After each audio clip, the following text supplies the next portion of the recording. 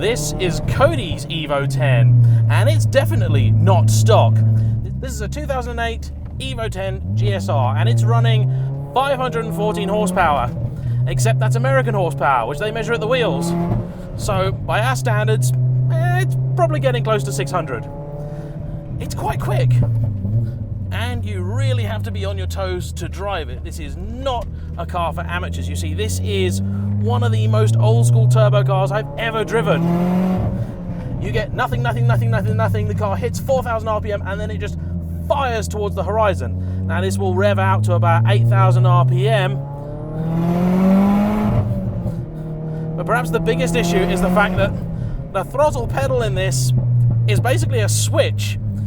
Frankly, if I owned this car, I'd just describe yes, no on the pedal, because that's the feeling that you get. You have to commit to it. You've got to know when you put your foot down that you can get around the corner doing what it's going to throw at you, because this thing is very wild. I mean, I've driven a lot of quick cars on this channel, but I don't think I've driven any with such a psychopathic personality as this. Now, what makes things trickier is the fact that this has the gearbox from a final edition car, so it's the same 5-speed box as the one I drove yesterday, and because it only gets into its stride at about 4,000 RPM, you do have to use it. You'd think with the fairly big amount of torque that this car has that you could not work the gearbox as much, or you could have longer ratios in it. Not at all. Now, this is a tight, twisty and technical road, which is exactly what I've asked for, and it is a challenge. The steering is nice and light, but corners like this are tricky because you drop out of the power band, but I don't want to come around that in first. That would be a bad idea. And there you go, you see what I mean? You just do, I wasn't even pushing my foot down there, it just does it. Brakes work really nicely now. This car has a spec sheet as long as my arm. I'm not joking. Look, here's the spec sheet. Do you expect me to remember all of that? I can't. So I'll put all of that in the description for you to read through and enjoy. Suffice it to say, this has been something of a labour of love for Cody. Now, it was a car that was sort of built by the previous owner, but then not really built well, and then sadly left to languish for a bit. So when he bought it, there were a few problems, very small fire, and he spent an awful lot of time and effort in perfecting it and turning it into a mountain and track car.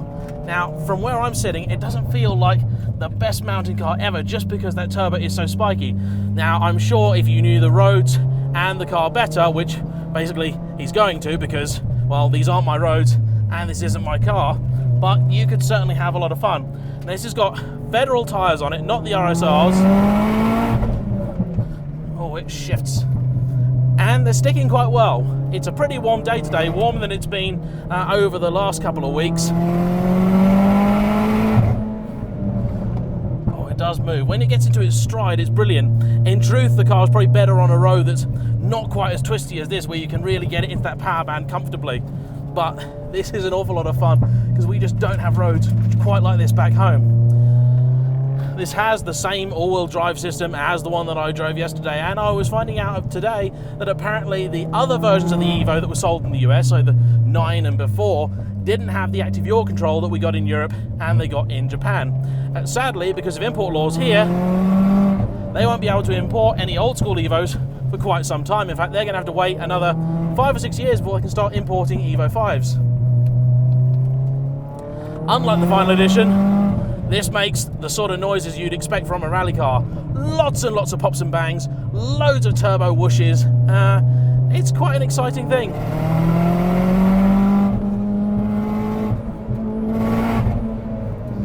Turbo responds actually quite well when it's on song, and there's a f***ing bear. I don't believe it that I'm just gonna go home now.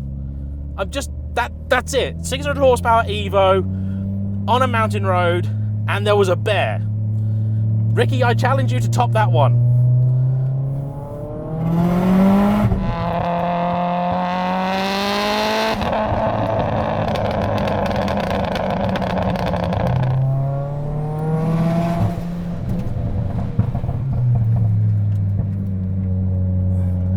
So I would love to see what this car's like on a track.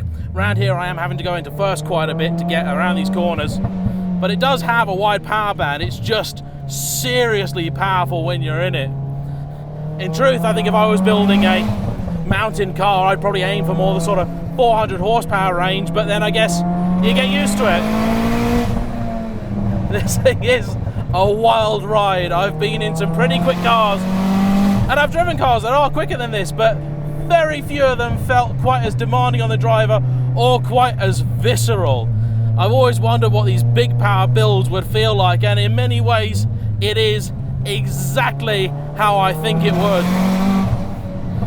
Many years ago I got to drive a highly modified 911 Turbo, and that had similar power to this, and I always told people that car was ludicrously quick, amazing, brilliant, never been in anything like it. And then in the years that followed, I started to think, well, maybe it's because I just didn't have that much experience driving it. Well, this thing has similar power, and if anything, this thing feels even wilder than I remember that car. So I am just going to get on with the business of threading this thing down the road and enjoying the stunning scenery and the amazing sounds. And it looks like we've run out of road anyway. So what a perfect time for it. Thank you for watching. Thanks so much to Cody for bringing the car out. Hope you guys have enjoyed this little wild ride in an American mountain. Thanks for watching. Bye-bye.